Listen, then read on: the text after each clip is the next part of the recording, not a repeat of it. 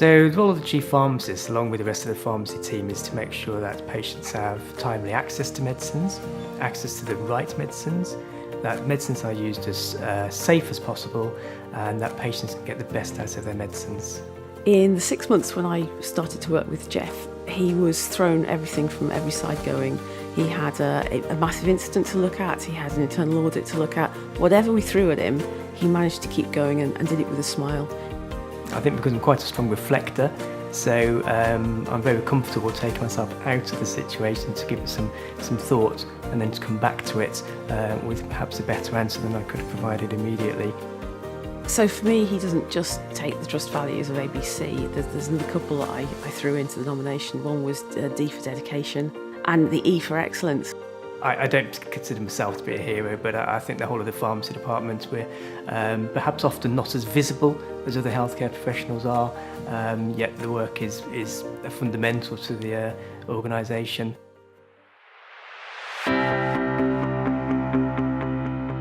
My role primarily over the last 18 months has been working with the stem cell transplant team on a quality management programme called JC. It's an internationally recognised accreditation programme that every stem cell unit has to achieve. It covers a huge area, so that's everything from the facilities to education and training of staff, how we care for donors, how we care for recipients. All the work she does is not face-to-face with the patients, but if anything, it's on equal power as what we do with nursing the patients and the doctors. Putting a quality management programme into any service does involve a cultural and behavioural change, and I think overall it has had very positive changes as a result of it. It's only fair that I also mention my partner in crime, Patricia Saul, who also worked on this accreditation programme with me. She gives more than 100%, she gives 120%, 150 at times. The NHS is full of unsung heroes. It couldn't exist without it.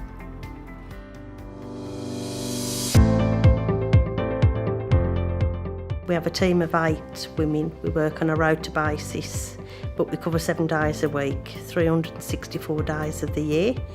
We do double feeds on Christmas Eve, so we can have a day off. We make all the special feeds for the hospital. We cover all the wards. An unsung hero in my mind is somebody who does, or a team of people who do great work, but perhaps aren't recognised in the way that they should be, and I think that really sums them up.